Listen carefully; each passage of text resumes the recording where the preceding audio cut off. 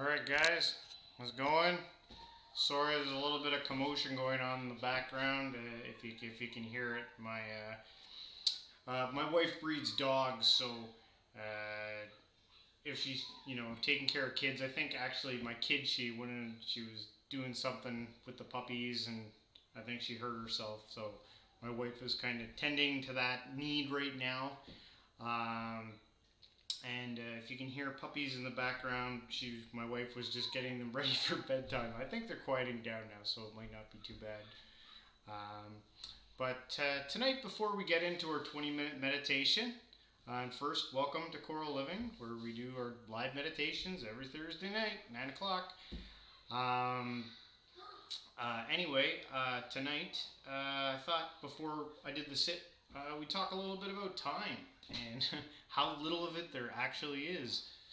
I found, with doing this meditation and mindfulness work, you really start to notice how little time you have to yourself.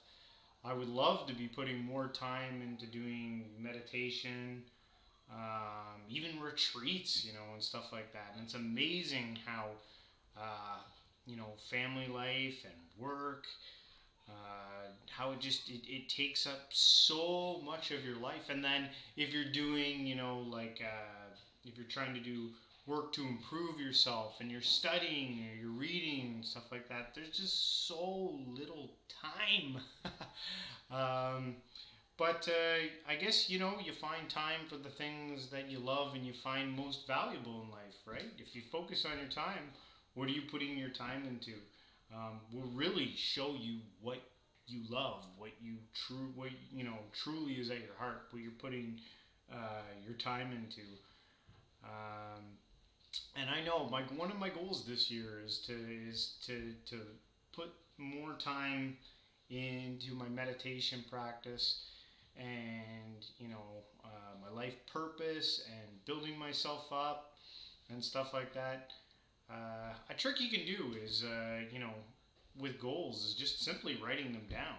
Something magical happens. That's like a Tony Robbins thing. Write your goals down, because something happens when you do that. When you write your goals down and you put them on paper, and you look at them every day. I guess I don't do it every day. I try to look at. I have a goals book. Where is it? It's somewhere around here. My desk is a little cluttered right now because my wife's got a bunch of paperwork sold for puppies that are going home this week. Um, but yeah, I keep a little book and I write my goals in them, and it helps me prioritize my time. I just open that up. I'm like, oh yeah, I got to do this. I got to do these things. It helps me keep me on track for the things I really want to accomplish. And one of my goals this year is to spend some more time doing some mindfulness. I haven't written down yet, maybe because I'm scared, but I'd love to try doing something like a Vipassana retreat where it's like a 10-day, solo retreat off somewhere.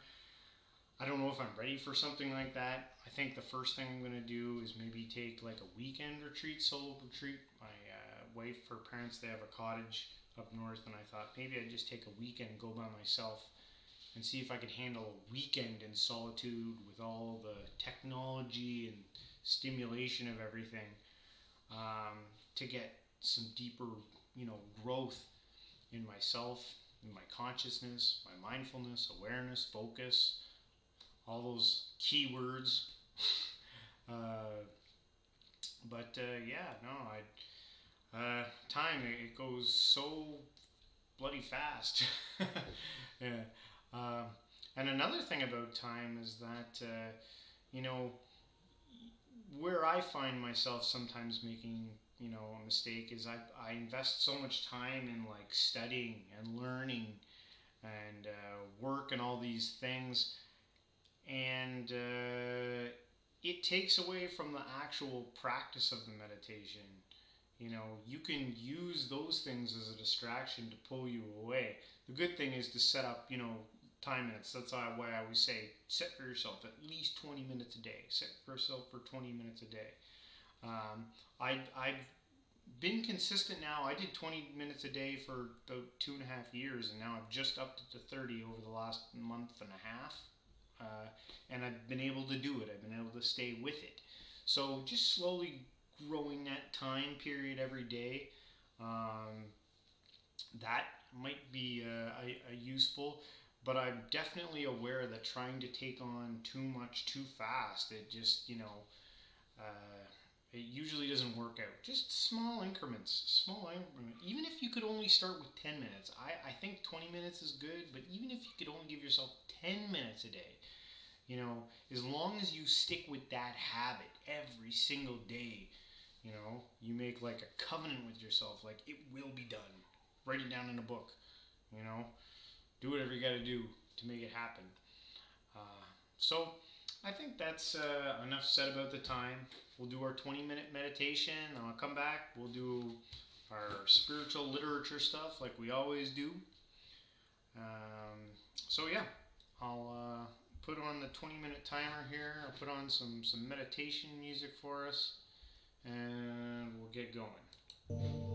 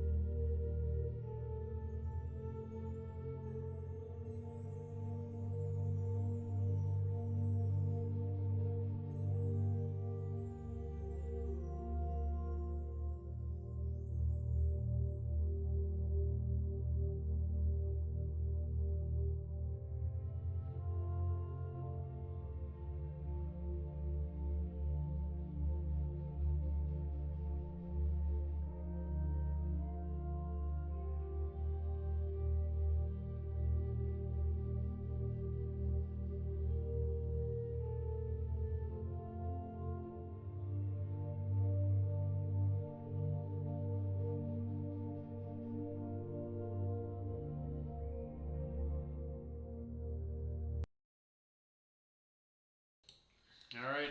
Hope you're still with me. Hope it was a good meditation there for you. I'm a little stiff. I've been working on my stretching. Don't believe it. I don't know if you can notice it there. I probably not, but it'll be a long time before I can do anything like Padmasana or the lotus position. Um, I'm gonna have to work really hard, and I don't even know if I have the genetic factor that can allow me to do that. But I'm working on it. Yeah. So today for spiritual reading, I was looking at some Buddhist stuff, and there is the Buddhist literature that I found, but I think without reading a little blurb, like without reading a little blurb that kind of explains what's going on, you might not get it. It's hard to read when you're looking through all this ancient literature stuff. It's really hard, man. You can, it's obviously from a different time, man, and I'm sure it's been translated, and so the English and the way they talk back then, it's hard to understand it and put it all together. And I read this blurb first, this kind of like explanation. Um, then I read the scripture and I was like, oh, okay, good thing I read that blurb because I would have never been able to pull it from the actual ancient scripture unless I had the blurb. And what I'm gonna be reading is from the Four Noble Truths. It's not that long. It'll be quicker. So yeah, this is the Four Noble Truths of Buddhism, and I think they derive from right after Buddha became enlightened. And so yeah, I'll read this whole thing here. It says the Four Noble, and by the way, this is from the PBS site, so you can go there to find this little blurb on it, and then I'll direct you to a couple other sites if you want. But anyway, the Four Noble Truths. The Four Noble Truths comprise the essence of Buddha's teachings, though they leave much left unexplained. They are the truth of suffering, the truth of the cause of suffering, and the truth of the end of suffering, and the truth of the path that leads to the end of suffering. More simply put, suffering exists. It has a cause, it has an end, and it has a cause to bring about its end. The notion of suffering is not intended to convey a negative worldview, but rather a pragmatic perspective that deals with the world as it is and attempts to rectify it. The concept of pleasure is not denied, but acknowledged as fleeting. Pursuit of pleasure can only continue what is ultimately an unquenchable thirst. The same logic belies an understanding of happiness. In the end, only aging, sickness, and death are certain and unavoidable. The Four Noble Truths are a contingency plan for dealing with the suffering humanity faces. Suffering has a physical kind or of a mental nature. The first truth identifies the presence of suffering. The second truth, on the other hand, seeks to determine the cause of suffering. In Buddhism, desire and ignorance lie at the root of suffering. By desire, Buddhists refer to craving pleasure, material goods, and immortality, all of which are wants that can never be satisfied. As a result, desiring them can only bring about suffering. Ignorance, in comparison, relates to not seeing the world as it actually is. Without the capacity for mental concentration and insight, Buddhism explains one's mind Buddhism explains one's mind is left undeveloped, unable to grasp the true nature of things. Vices such as greed, envy, hatred, and anger derive from this ignorance. The third noble truth, the truth of the end of suffering, has dual meaning, suggesting either the end of suffering in this life on earth or in the spiritual life through achieving nirvana. When one has achieved nirvana, which is a transcendent state free from suffering and our worldly cycle of birth and rebirth, spiritual enlightenment has been reached. The fourth noble truth charts the method for attaining the end of suffering, known to Buddhists as the Noble Eightfold Path. Maybe I'll have to look into the Noble Eight Path later. The steps to the Noble Eight Path are right understanding, right thought, right speech, right action, right livelihood, right effort, right mindfulness, and right concentration. Moreover, there are three themes into which the path is divided: good moral conduct, brackets understanding thought speech, bracket, meditation and mental development, bracket action, livelihood, effort, bracket, and wisdom or insight, bracket mindfulness and concentration, bracket end. So there's a little blurb on the four noble truths, and I went to a Buddhist website called the BuddhaSutra.com. If you look that up, it has all of the Buddhist spiritual teachers online. All the Buddhist spiritual teachings online, like their scriptures and stuff. And you can go through that and read it, which I did, and I had a very hard time understanding it, which I was talking about before. But if you're interested in looking at it, you can go to the BuddhaSutra.com. And then I found this other website.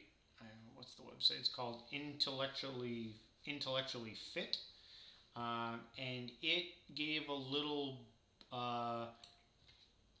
portion of that scripture on the Four Noble Truths. And this again was supposed to be the first sermon that Buddha spoke after he got enlightened. And I'll read this little part here. It says, "Now this, O monks, is the noble truth of suffering. Birth is suffering. Old age is suffering. Death is suffering. Sorrow, grieving, dejection, and despair are suffering. Contact with unpleasant things is suffering. Not getting what you want is also suffering. In short, the 5 aggregates, 19 of grasping, are suffering." I'm not sure what that 19, the aggregates of 19 are. "Now this, O monks, is the noble truth of the arising of suffering, the craving which leads to rebirth, combined with longing and lust for this and that, craving for sensual pleasure, craving for rebirth, craving for cessation of birth. Now this, O monks, is the noble truth of the cessation of suffering. It is the complete cessation without remainder of the craving, the abandonment, release from, and non-attachment to. Now this, O monks, is the noble truth of the path that leads to the cessation of suffering. This is the Noble Eightfold Path." So that's from their scriptures. I have no idea where that was pulled from. Out of their scriptures, because there's quite a few. But there you have it, the Four Noble Truths, and maybe I'll have to look into that the Noble Eightfold Path, and go through that. That might be worth taking a look at. That pretty much wraps it up for tonight. I want to thank you for joining me. And again, if you're new to meditation, this is not a religious ideology. It's not some fundamental thing. This has practical implications for your life and some spiritual ones. But it can help you no matter where you are along the journey. So if you want to join me every Thursday night here at 9 o'clock, you can come join me for a live meditation. I also post these on YouTube, on my Coral Living website, so you can watch them later and do the sits then if you want to. And also, if you've never done meditation, I always put it there every week. Try the 30-day challenge of doing 20 minutes a day. Set a timer on your phone.